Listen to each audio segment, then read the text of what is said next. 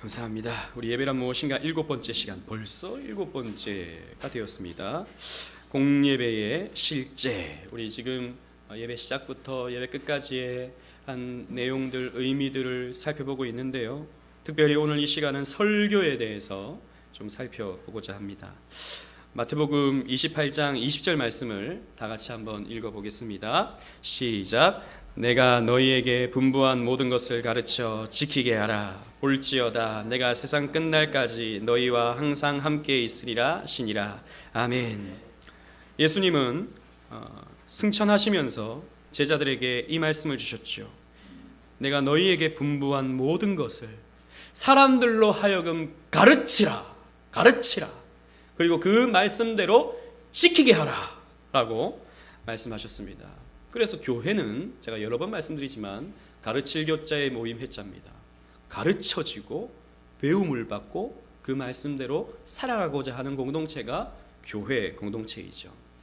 그래서 교회는요, 뭔가를 느끼고 뭔가를 체험하고 뭔가를 보고 이런 것이 여러분 교회가 아닙니다. 그래서 맨날 교회에 모여가지고 쿵짝쿵짝 옛날에 이런 게임하고 뭐 이런 것들이 많았는데 물론 필요하죠, 그런 모임들이. 그러나 여러분, 가르침이 없는 교회는, 가르침이 주가 되지 않는 교회는 변질된 교회입니다. 알맹이가 빠진 교회입니다. 그래서 여러분, 우리의 예배도 가르침이 대부분을 차지하는 것이죠. 그래서 저희 교회도 예배를 1시간 정도 이렇게 드리는데 30-40분은 설교로 채워지는 것입니다. 설교를 통해 하나님의 말씀이 선포되고 그 설교를 통해 믿음이 생겨나고 그 설교를 통해 믿음을 가진 사람들은 믿음을 더욱 공고히 할 수 있기 때문이죠. 그래서 종교개혁자 칼빈은요, 예배에 있어서 가장 중요한 요소를 설교라고 보았습니다. 심지어 칼빈은요, 그리스도의 사역보다 더 중요한 사역이 설교 사역이다 라고까지 했습니다. 왜냐하면 성취하신 예수님의 사역은 선포되지 않는다면, 목사의 입을 통해서 선포되지 않는다면 적용될 수 없기 때문이죠. 그래서 물론 예수님의 사역이 훨씬 더 위대하죠. 여러분, 목사의 사역보다 비교할 수 없죠. 그러나 예수님의 사역은 이 목사의 설교를 통해서 선포되어지고 가르쳐지고 전달되므로 칼빈은 그런 의미에서 예수님의 사역보다 설교의 사역이 더 중요하다라고까지 말했던 것입니다. 따라서 예배 시간 중에 가장 중요한 시간은 설교 시간입니다.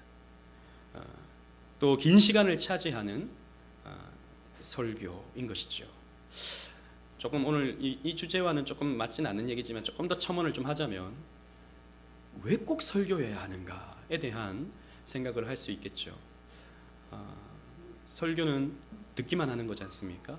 일방적으로 목사가 선포하는 거지 않습니까? 설교 시간에는 여러분 질문할 수 없습니다. 설교 시간에는 여러분들이 그건 목사님 이건 좀 아닌 것 같은데요 라고 할 수 없습니다.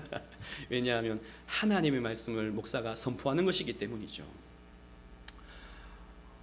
그런데 왜 그런 설교야만 하는가에 대해서 우리가 잠깐 생각하고 넘어가고자 합니다. 20세기가 들어오면서 설교에 대한 대안들이 많이 생겨나게 되었죠. 지루하다 이겁니다. 목사 혼자서만 이렇게 설교를 하는 것은 지루하다라는 것이죠. 그래서 잔소리를 들을 때 뭐라 그럽니까? 왜 설교조로 하냐고, 왜 설교하냐고. 심지어 설교가 잔소리처럼 느껴지기도 하는 것이죠. 그래서 여러 대안들이 만들어집니다. 이런 촌극 같은 것들이, 연극 같은 것들이 설교로 대치되어지고, 최근에는 영상으로 대치가 되고, 또 최근에는 또 이제 음악으로, 찬양으로 이런 설교 시간이 대체가 되는 것이죠. 설교는 짧게, 찬양은 길게, 영상은 길게, 꽁트는 길게, 설교는 짧게. 그 꽁트에 대한 메시지의 한 구절만 설교로 진행하면 훨씬 더 사람들도 감동하기 좋고, 훨씬 더 사람들도 예배에 집중할 수 있고, 그러니 꼭 왜 설교해야만 하는가에 대한 궁금증을 우리가 가질 수 있게 되는 것이죠. 그러나 왜 우리가 설교를 고집하고 있는가? 그것은 당연히 성경에서 설교를 말하고 있기 때문입니다. 우리는 교회를 세우는 어떤 근간도 성경이요, 교회를 세워가는 과정도 성경이요, 교회에서 예배 드리는 모든 과정도 순서도 성경에서 우리는 추출해내는 것이죠. 성경을 보면요, 특히 신약 시대에 보면요, 이런 베드로의 설교, 그리고 스데반의 설교, 바울의 설교를 통하여 믿는 자들을 구원하게 하시는 하나님의 섭리를 보는 것입니다. 우리는 우리가 지혜 있다 하여 설교 외에도 다른 꽁트라든지 음악이라든지 드라마를 통해서 뭔가 사람들에게 더 집중시킬 수 있고 더 큰 감동을 줄 수 있다고 생각하지만 그것은 우리 인간의 생각인 것이죠. 우리는 철두철미하게 성경에서 어떤 내용들을 뽑아와야 되는 것입니다. 성경을 보니 설교를 통해서 하더라는 것이죠. 고린도전서 1장의 말씀을 보면 믿는 자들에게 구원을 주시는 하나님의 능력, 이 복음은 케루소, 케르그마, 전파를 통해서 사람들이 미련하게 여기는 이 전파를 통해서 믿는 자들을 구원하기를 기뻐하셨다 그랬습니다. 그러므로 우리는 설교를 고집하는 것입니다.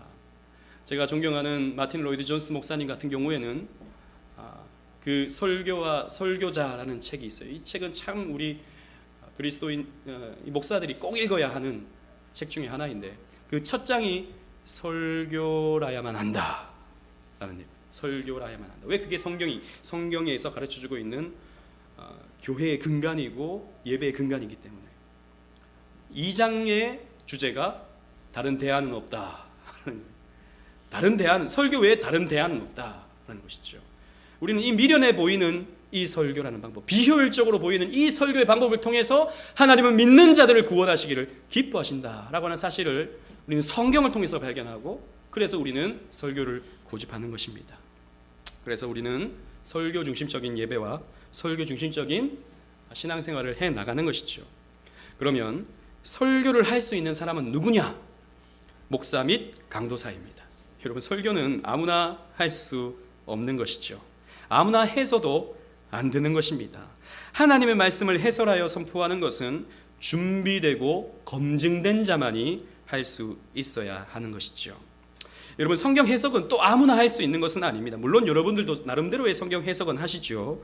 그러나 좀 더 분명하고 확실하게 해석하기 위해서는 성경에 대한 문자적 해석, 즉 히브리어, 헬라어를 공부하고 영어를 공부하고 해서 주석들을 참고해서 문자적인 의미가 무엇인지, 우리는 그냥 이렇게 한글로 된 성경을 읽지만 원어에서는 이 표현이 어떻게 되어 있는지 이런 것들을 살펴볼 수 있는 문자적 지식을 가지고 있어야 되는 것이죠. 또 본문에 대한 역사적 배경, 즉 창세기 시대 때 당시의 고대 근동 사회의 문화라든지 이런 것들을 우리는 알아야 이 말씀이 정확하게 어떤 내용인지를 알 수 있는 것입니다. 또 신학적 논리가 필요합니다.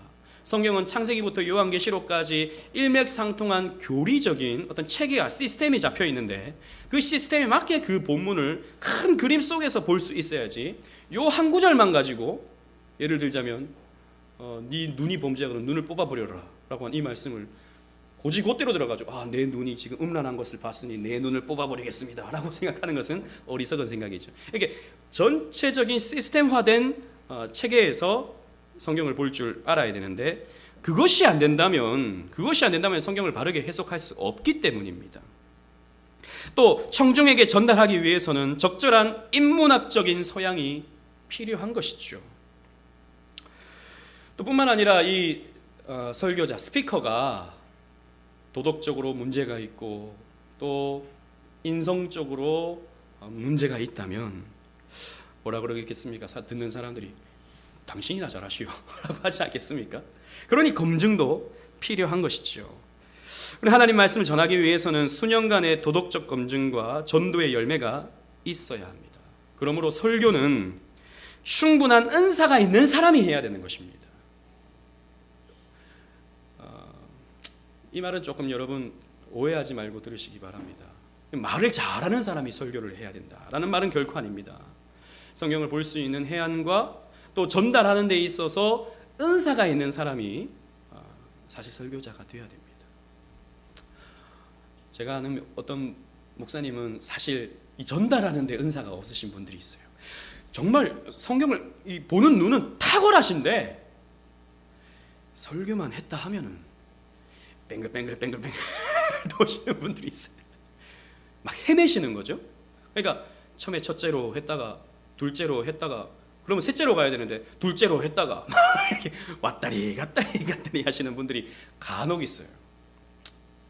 물론 그것도 하나님 쓰시는 하나의 방편은 될 수 있겠지만 듣는 분들은 괴로운 것이죠. 듣는 분들은 굉장히 괴롭습니다.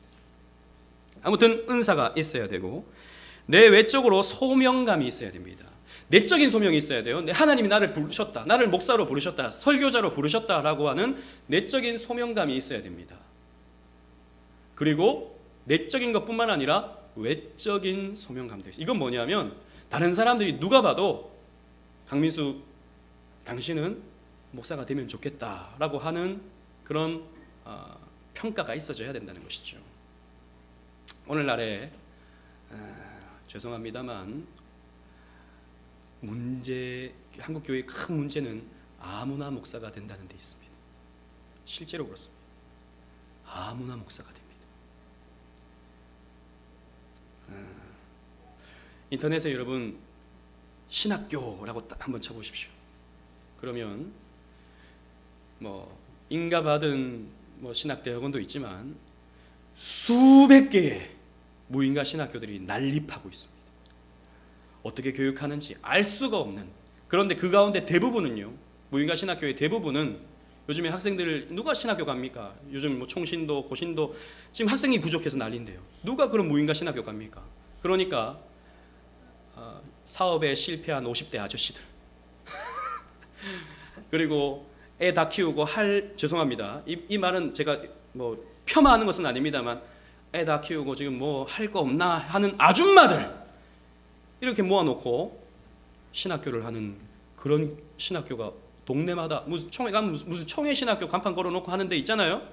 상가 같은 데다가 그런 것들이 너무 많아요. 그것도 모자라가지고 지금은 사이버 신학교 해가지고 사이버에 이렇게 재설교 같은 거 이렇게 올려놓고 이거 10개 들으면 시험 치고 나중에 목사수 주겠다라고 하는 거죠. 근데 그게 속성반이 있어가지고 이런 무인가 신학교는 여러분 1년 만에도 가능합니다. 1년 만에 가능해.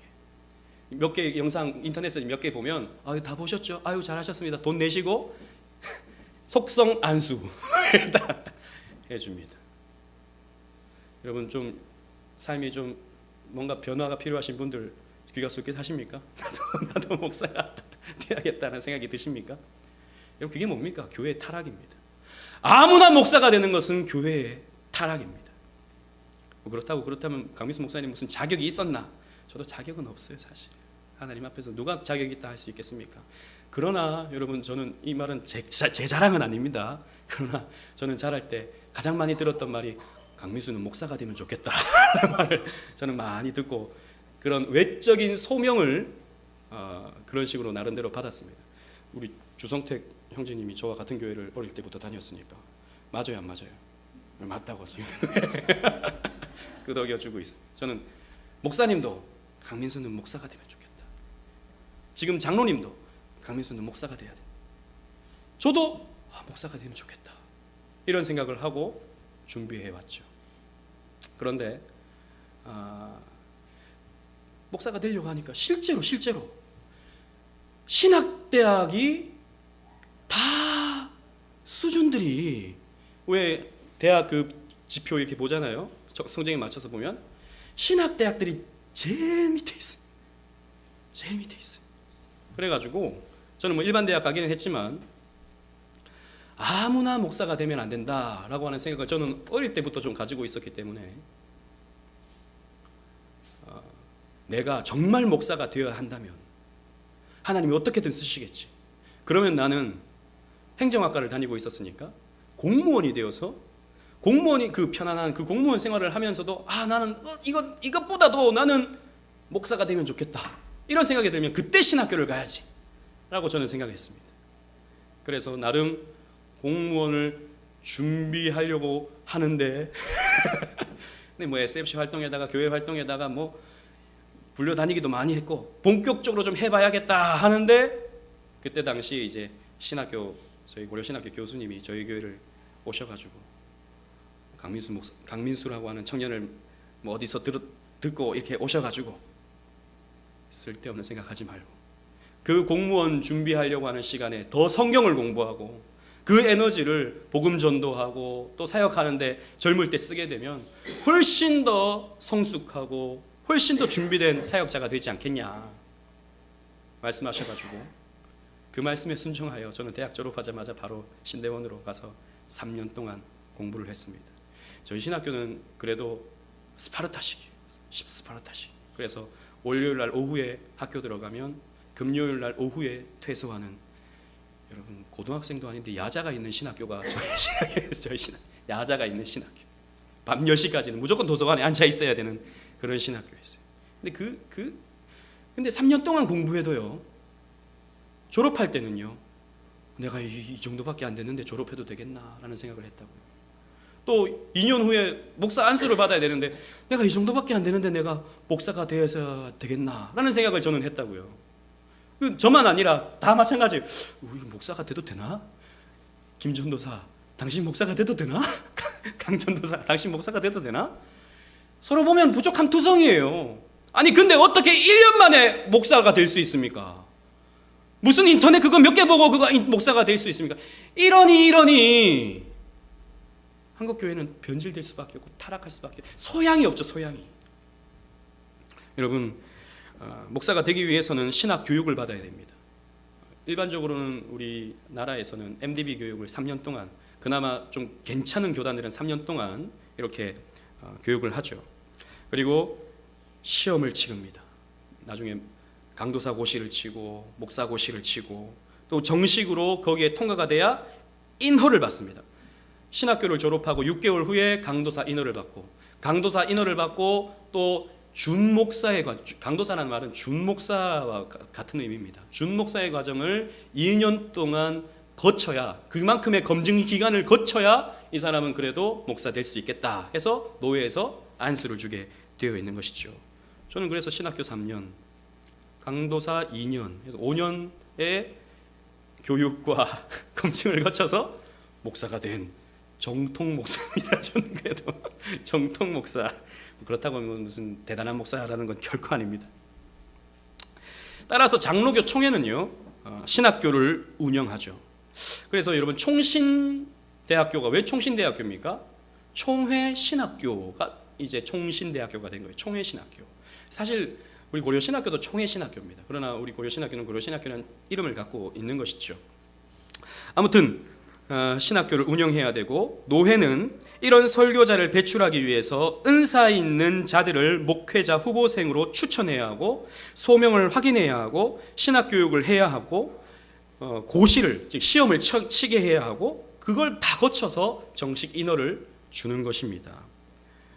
그래서 디모데전서 4장 1장 14절 보면요, 장로의 회에서 디모데도 목사 안수를 받은 것을 볼 수 있습니다. 다 같이 읽어보겠습니다. 시작. 내 속에 있는 은사 곧 장로의 회에서 안수 받을 때에 예언을 통하여 받은 것을 가볍게 여기지 말며. 자, 내 속에 있는 은사, 즉 디모데는요, 은사가 있었습니다. 목사로서의 은사가 있었습니다.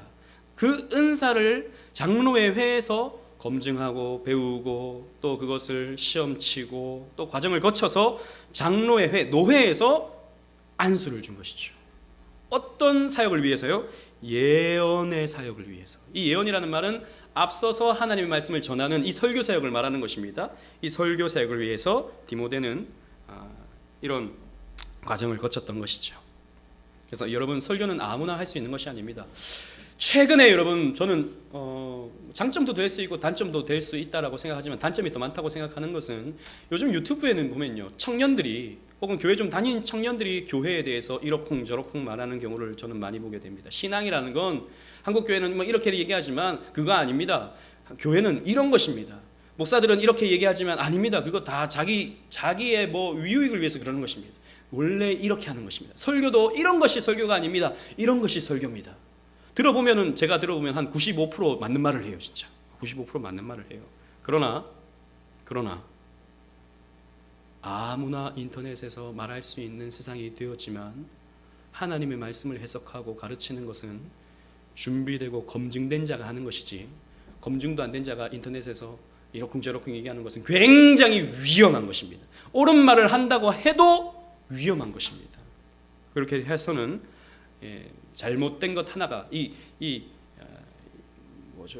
누룩 같은 이 잘못된 것 하나가 점점 스물스물 퍼져서 이제 큰 문제가 되는 것이죠. 실제로 이제 퀘이커 교도들, 우리나라에는 잘 흔치 않지만 퀘이커 교도들, 그리고 형제회라고 하는 교파가 있습니다. 그래서 그 교회는 목사도 없고 장로도 없고 집사도 없고 형제들만 있는, 성경에 무슨 뭐 그런 게 있냐, 다 형제 자매인데, 그래서 형제 교회가 있습니다. 침례교 중에. 퀘이커도 마찬가지고 거기에는 목사가 없어요. 그럼 어떻게 하냐? 자기들끼리 모여가지고 기도합니다. 기도하는 가운데 하나님의 영감을 받은 사람이 먼저 뚝 일어나가지고 오늘 하나님께서 저에게 말씀을 주셨습니다. 이 말씀입니다. 성경 가지고 막 설교한다고요.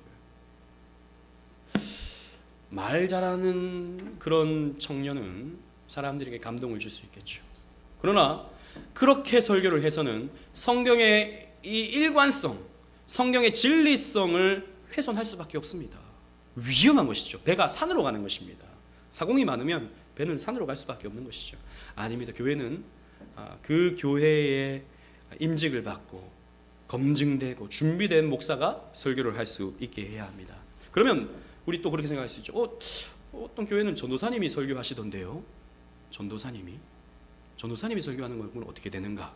사실 전도사님은 설교할 수 없습니다. 적어도 장로교회 안에서는 그렇습니다. 그럼 전도사님이 설교한 건 뭐냐? 사실 그것은 설교가 아니고요, 성경 교육이라고 할 수 있습니다. 아니면 담임 목사님의 설교를 요약 정리해서 주일학교나 SFC 운동원들에게 그 담임 목사님의 메시지를 전달하는 것은 그건 또 가능할 수 있겠죠. 큰 교회 같은 경우에는, 저희가 섬겼던 교회들 같은 경우에 그렇지 않습니까? 그건 가능할 수 있겠죠. 그러나 실제로 전도사님은 설교를 할 수는 없습니다. 본인이 성경을 해석해서 설교하는 것은 사실 맞지는 않습니다. 성경 공부는 얼마든지 할 수 있는 것이죠. 그러면 설교를 어떻게 해야 하는가? 설교는 하나님의 말씀을 해석하고 설명하며 증거하는 것입니다. 따라서 설교는 설교자의 신앙 간증이나 다른 사람들의 경험담을 말하는 것이 아니고 설교자 자신의 개인적 소신을 밝히는 것도 결코 아닙니다. 설교는 오직 성경에서 나와야 하는 것이죠. 이런 관점에서 설교는 아래의 네 요소를 갖추어야 합니다. 첫 번째는 케르그마입니다. 케르그마는 아까도 말씀드렸다시피 선포라는 것이죠. 성경의 가르침을 선포하는 것입니다. 예를 들자면 하나님은 살아계십니다 라고 하는 것이 선포입니다. 예수 믿어야 구원받습니다. 예수 믿을 때 천국 갑니다 라고 하는 것이 케르그마, 선포인 것입니다. 여러분, 아까 제가 잠깐 언급했던 고린도전서 1장 21절 말씀을 다 같이 한번 읽어보겠습니다. 시작. 하나님의 지혜에 있어서는 이 세상이 자기 지혜로 하나님을 알지 못하므로 하나님께서 전도에 미련한 것으로 믿는 자들을 구원하시기를 기뻐하셨도다. 이 전도라는 말이 케르그마라는 말입니다. 하나님은 살아계십니다 라고 하는 이 선포, 이게 사람들이 보기에는 미련해 보인다는 거죠. 아니, 하나님 살아계시면 뭘 살아계셔? 저 사람 너무 광신자 아니야? 이렇게 사람들은 미련하게 여기는 것이지만, 여러분, 구원받기로 작정된 자는 하나님은 살아계십니다 라는 말을 들을 때, 그래? 하나님이 계실까? 라고 하는 의문이 생기게 되고, 그 말씀을 더 듣게 되고 말씀 앞으로 나오게 돼서 결국에는 하나님의 사람이 되는 것이죠. 하나님은 이 케르그마를 통해서 믿는 자들을 구원하십니다. 그리고 디다케입니다. 디다케는 가르치다라는 뜻을 가지고 있는 단어입니다. 즉 진리를 설명하는 과정입니다. 하나님이 살아계시다라고 한다면 하나님이 어떻게 살아계시는지 성경의 표현들, 성경의 내용들을 문법적으로, 역사적으로, 신학적으로 설명해내는 과정이 필요한 것이죠. 그래서 주석이 필요한 것입니다. 이런 제 설교에도 여러분 이렇게 돼지가 나오잖아요. 돼지가. 예를 들자면 지난번 수요예배 설교 같은 경우에 예수를 믿지 못하는 사람들, 그들은 지식이 없는 사람들입니다. 그러면 그 지식이 없는 사람들이 어떤 사람인지 성경 본문을 가지고 제가 설명을 하잖아요. 이런 것이 바로 디다케인 것이죠. 왜 그 사람들은 안 들었는지, 지식이 없다는 것은 어떤 의미인지, 지금 본문에서 그 사람들이 어떤 모습을 갖고 있는 건지 이렇게 설명해내는 것이 바로 디다케인 것입니다. 그리고 파라클레시스입니다. 이 말은 진리를 받아들여서 그리스도인의 합당한 생활을 하라고 권면하는 것입니다. 만약에 지식이 없었습니까? 그래서 우리는 지식을 가져야 돼. 그리스도에 대해서 배워야 합니다. 예배 시간에 나와야 하고 성경 공부에 참여해야 하고 또 성경을 봐야 하고 말씀을 들어야 합니다. 라고 하는 적용 단계가 필요한 것이죠. 그래서 믿으시라, 회개하라, 받아들이라 라고 하는 권면을 하는 것이 바로 파라클레시스입니다. 그리고 호밀리아, 이 호밀리아라는 말은 복음의 결과를 적용하는 것입니다. 그렇게 믿었을 때 어떻게 되는가? 마음의 평안이 온다. 믿었을 때 우리는 참 행복을 맛본다. 그렇게 순종했을 때 하나님이 우리에게 축복을 내려주신다 라고 하는 이런 호밀리아가 들어가 있는 것이 바로 설교인 것이죠. 그래서 설교는요, 이 케르그마, 그리고 디다케, 파라클레시스, 그리고 호밀리아가 들어가야 참 설교라고 할 수 있습니다. 그냥 사람들을 막 웃겨주는, 이게 여러분 설교가 아니에요. 감동스러운 이야기를 해주는, 이게 설교가 아닙니다, 여러분. 물론 설교의 한 요소로서 유머도 들어갈 수 있고 감동적인 예화도 들어갈 수 있는 것이죠. 그런데 그게 주가 되면 안 되는 것입니다. 설교는 이런 내용이 들어가야 하는 것이죠. 중요한 것은, 여러분들에게 있어서 중요한 것은 설교를 듣는 자세입니다. 설교는 설교자만의 시간이 아닙니다, 여러분. 설교는 회중의 적극적인 참여가 이루어져야 하는 시간입니다. 아까 목사님 설교할 때 질문도 못하고 반대도 못하고 목사님 혼자서 하는 시간이라 그랬는데 이게 무슨 말입니까? 여러분 잘 보십시오. 웨스트민스터 신앙고백서 2장 종교적 예배와 안식일에 관하여 이 부분을 다 같이 한번 읽어보겠습니다. 시작. 경건한 두려움으로 하는 성경 낭독, 건전한 설교, 분별력과 믿음과 경외심을 가지고 하나님께 순종함으로 말씀을 양심적으로 듣는 것, 이게 바로 여러분 우리의 예배가 돼야 한다라고 하는 것이 웨스트민스터 신앙고백서의 내용입니다. 조금 쪼개어 보면 분별력 있게 설교를 들어야 한다는 것이죠. 여러분 설교를 들을 때 설교 시간이라 하여 다 하나님의 말씀으로 선포되는 것은 아닙니다. 하나님은 살아계십니다 라고 하면서 제가 지난번에도 말씀드렸지만 해석하는 과정 속에 가끔씩은 저의 생각이나 저의 잘못된 판단이 들어갈 수도 있는 것이죠. 그럴 수 있습니다. 잘못된 설교가 전해질 수도 있는 것이죠. 특히 여러분 방송 설교, 극동방송, CBS, CTS 이런 방송 설교에는요 수많은 교파의 목사님들이 합니다. 우리 교회는 장로교회인데 장로교회와 맞지 않은 그런 설교가 여러분 CTS 이런 데는 가득하죠. 그런 걸 듣다 보면 우리는 헷갈리는 것입니다.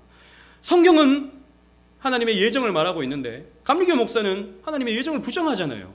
그러면 그 말을 듣고 이게 조금 더 현실적이다, 이게 조금 더 납득적이다, 이게 조금 더 논리적이다 라고 받아들이게 되면 결국에는 성경을 떠나버리는 것입니다. 그러니까 인터넷에 떠도는 설교 이런 것들을 들을 때 여러분 물론 그런 게 유익한 것이 있습니다. 하지만 분별이 필요합니다. 분별이 필요해요. 여러분들이 어느 정도 분별할 수 있는 어떤 신앙적인 위치에 서 있으면 이런 걸 봐도 무방해요, 사실.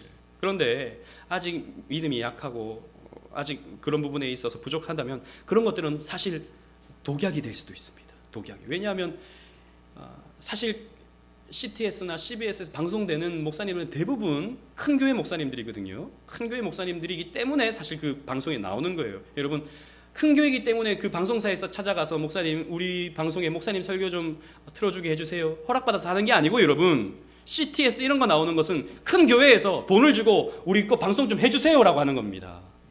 그 시간을 사는 거예요, 큰 교회가. 뭔 줄 아십니까? 이게 엄밀히 말하면 교회 광고입니다. CTS, CBS, 극동방송. 제가 그 방송들을 다 나쁘다고 말하는 것이 또 그런 선한 어떤 영향이 있어요. 하지만 이렇게 조금 돌려보면요, 그 교회 광고입니다. 그러면 그렇게 교회를 광고해야 하는 교회, 사람을 많이 모으려고 하는 교회의 메시지는 어떤 메시지가 되겠습니까? 결국에는 사람들을 기쁘게 하고 사람들을 즐겁게 하고 사람들이 그 교회에 오고 싶어하는 어떤 세상적인 인본주의적인 그런 메시지가 여러분 거기에는 많이 가미되어 있는 거예요. 다 그런 것은 아닙니다. 정말 좋은 목사님들도 있어요. 그런데 그런 게 가미되어 있는 설교가 그 방송에서 나온다는 거죠. 문제는 그런 걸 듣게 되면 우리는요 마음이 그렇게 들리는 거예요. 그렇게 가는 거예요. 우리 목사님은 맨날 성경 갖고 지겹게 그냥 이것만 하는데 그 목사님은 얼마나 재미있는 얘기를 많이 해주시는지. 아이고 설교 시간 20분이 그냥 후딱 가더라. 우리 목사님은 설교 시간 언제 끝나나 언제 끝나나 주고는 아직도 반밖에 안 남았네 이렇게 하는데 비교가 되는 것이죠. 그러면서 달고 맛있는 음식만 먹게 되면서 점점 비만이 되는 것입니다. 비만이 영적으로 건강하지 못하게 되는 거예요. 그래서 여러분 분별해서 듣는 것은 너무나도 필요합니다. 저의 설교도 여러분 분별해서 듣는 자세가 필요합니다. 이 분별이라는 말은 아주 좋은 말이에요. 비판하면서 들으란 말이 아닙니다. 과연 그러한가? 아 정말 그러하구나. 머릿속에서 의문을 던져두고 들으면서도 그런가? 아 그런 거구나 라고 하는 이런 분별을 우리는 하면서 설교 말씀을 들어야 되는 것입니다. 그리고 좀 납득이 안 가는 이런 것이 여러분 있다면 예배 끝나고 나서 저에게 물어봐야 되는 것입니다. 목사님 이렇게 설교하셨는데 이 부분은 제가 도저히 이해가 안 됩니다. 이 부분은 너무 이런 것 같습니다 라고 말할 수도 있는 그런 환경이 되면 유익합니다. 목사도 긴장을 하죠. 이게 그냥 전해서는 안 되는 거구나. 여러분 절대 비판적으로 들으라는 말은 아닙니다. 생각하면서 들을 수 있어야 되는 것이죠. 사도행전 17장 11절 말씀을 다 같이 읽어보겠습니다. 시작. 베레아에 있는 사람들은 데살로니가에 있는 사람들보다 더 너그러워서 간절한 마음으로 말씀을 받고 이것이 그러한가 하여 날마다 성경을 상고하므로. 여러분 보십시오. 베레아에 있던 사람들, 이 베레아라는 말도 사실 너무 좋은 말인데 베레아에 있었던 이 성경을 사랑했던 사람들 너무 좋은 말인데 이게 귀신론 저 김기동이 쓰면서 베레아 아카데미 쓰면서 베레아 그러면 당신 베레아 이런 문제가 발생하게 되는 것이죠. 여러분 이 사람들은 어떻게 성경을 보고 어떻게 설교를 들었습니까? 과연 그러한가 날마다 생각하면서 분별하면서 하나님 말씀을 들은 것입니다. 이게 여러분 우리의 자세여야 하는 것입니다. 그래서 우리 설교를 들을 때 혹은 인터넷이나 TV나 혹은 다른 목사님의 설교를 듣게 될 때 우리 분별하면서 들을 필요가 있습니다. 그리고 동시에 믿음과 경외심을 가지고 들어야 합니다. 목사가 하는 설교가 건전하고 바른 설교라면 여러분 믿음을 갖고 경외심을 가지고 들어야 하는 것입니다. 그 말씀이 지금 나에게 주시는 하나님의 말씀이기 때문이죠. 건전한 설교라면 여러분 그 설교는 하나님의 말씀입니다. 그리고 성경에서 선포되어지는 그 말씀은 하나님의 말씀입니다. 부족한 종의 이 부족한 목사의 입에서 선포되는 말씀이지만 여러분 우리는 두렵고 떨림으로 하나님 말씀을 들을 수 있어야 돼요. 그냥 목사의 말이라고 듣고 또 제가 아까도 말했지만 비판적으로 설교를 듣게 되면 여러분 결코 은혜를 받을 수가 없습니다. 결코 은혜를 받을 수가 없어요. 그리고 그 말씀을 무겁게 들을 수가 없습니다. 그래서 여러분 때로는 마음에 찔리고 거슬리는 말씀이 여러분들에게 들려질 수 있습니다. 성경은 언제나 그렇습니다. 성경은 언제나 우리의 죄를 지적하기 때문이죠. 여러분 설교를 들을 때 정말 은혜 받는 성도는요. 그 설교를 듣고 와 힘이 나. 와 막 나도 될 수 있을 것 같아. 이렇게 설교가 들려진다면요. 그 설교는요. 오히려 잘못된 설교일 수 있습니다. 정말 바른 설교가 선포되면요. 왜 나는 그렇게 살 수 없나? 왜 나는 뭔가? 나는 가짜인가? 이런 생각이 여러분 드는 것이 정말 바른 설교가 선포되었을 때의 결과입니다. 물론 여러분 맨날 그럴 수는 없죠. 때로는 힘이 되고 위로가 되고 격려가 되고 하지만 또 회개가 되고 자기를 책망하는 이런 반응이 나와야 하죠. 그러나 실제로는 그렇다라는 것입니다. 그렇기 때문에 때로는 여러분들의 심령을 찌르는 말씀이 선포된다 할 때, 때로는 여러분들 마음에 거슬리는 설교가 된다고 할 때 그것이 여러분 성경에 있는 내용이라면 여러분들 그 말씀을 아멘으로 받을 수 있어야 되는 것이죠. 꼭 찔리면요. 목사님이 날 저격하나? 이렇게 생각하기 쉬워요. 목사님이 나 들으라고 지금 저 말씀을 하시나? 이렇게 생각하기가 쉬운데 여러분 그렇게 듣는다면 그냥 아멘으로 받으시기 바랍니다. 아 목사님이 나에게 들으라고 직접 이 설교를 준비하셨구나 생각하시면서 아 목사님은 나를 참 그래도 생각하셔 이런 마음으로 받으시기 바랍니다. 저는 누구에게 저격하려고 설교한 적은 없습니다. 한 번도. 누구 들으라고 설교해 본 적은 정말 이때까지 제 기억으로는 없어요. 그러나 제가 예전에 이제 저희 교회에서는 아직 그런 분이 뭐 없었는데 제가 예전에 대학부를 담당할 때 한 뭐 수백 명 앞에서 이렇게 설교하잖아요. 그러면 꼭 몇 명이 와서 저한테 그렇게 얘기를 해요. 목사님 어떻게 제 마음을, 제 상태를 어떻게 그렇게 잘 아시고 그런 말씀을 해주시는지 모르겠다, 그런 말들을 하더라고요. 제가 들으라고 한 얘기 절대 아닌데 성령께서 그렇게 역사하시는 것입니다. 성령 하나님께서 선포되어지는 말씀 가운데 여러분들 안에 적용하기 때문에 마치 나 들으라고 하는 것처럼 들려질 수 있는 것이죠. 그리고 우리는 순종함으로 들을 수 있어야 됩니다. 설교는요, 여러분, 감상하는 것이 아닙니다. 설교는 문학이 아닙니다, 여러분. 설교는 지적 갈망을 채우는 시간도 아닙니다. 그래서 설교를 듣고 이 성경은 이런 내용이구나라고 하는 어떤 지적인 요소들을 채우는 것, 물론 그런 요소도 있지만 그게 다가 아닙니다, 여러분. 설교는 강연이 아니에요. 설교는 나에게 요구하시는 하나님의 말씀입니다. 나에게 요구하시는 하나님의 말씀, 이것은 우리가 순종하며 따라야 하는 말씀이 되는 것이죠. 그래서 여러분, 하나님의 말씀이 선포될 때, 설교를 들을 때는 이것은 내가 순종해야 하는 말씀이다 라고 들을 때 우리는요, 우리의 삶에 은혜가 있다고요. 우리의 신앙생활에 힘이 있다고요. 열왕기하 23장 3절 말씀을 다 같이 한번 읽어보겠습니다. 시작. 왕이 단 위에 서서 여호와 앞에서 언약을 세우되 마음을 다하고 뜻을 다하여 여호와께 순종하고 그의 계명과 법도와 율례를 지켜 이 책에 기록된 이 언약의 말씀을 이루게 하리라 하매 백성이 다 그 언약을 따르기로 하니라. 아멘. 언약의 말씀이 선포되었을 때, 이 당시 요시야 시대의 백성들이 어떻게 말합니까? 백성이 다 그 언약에 따르기로 했다. 언약의 말씀에 따르기로 했다. 이 요시야 시대 때 이 요시야가 받은 은혜가 무엇이었습니까? 당시 율법책을 잃어버렸던 이 시대에 율법책을 되찾고 율법책을 선포하고 그 선포된 말씀으로 백성들이 우리가 그 도에 따르겠다라고 하는, 정말이지 성경 시대의 종교개혁이 이루어진 것이 바로 요시야 시대였던 것이죠. 그때 사람들은요, 하나님의 말씀을 순종하며 따랐다. 그 언약을 따르겠다라고 하는 결단하면서 말씀을 들었다라는 것입니다. 우리 교회도 이런 자세가 필요한 것입니다. 그래서 여러분, 균형이 필요합니다. 목사의 설교를 지극히 높여서 마치 천사의 말처럼 결코 거기 토를 달아서는 안 되는 말처럼 듣는 것은 위험합니다. 하지만 그렇다고 해서 목사의 설교를 사람의 말로, 사람의 강연으로, 사람의 설명하는 말로 이렇게 들어서도 곤란합니다. 우리는 그 균형을 지킬 수 있어야 되는 것이죠.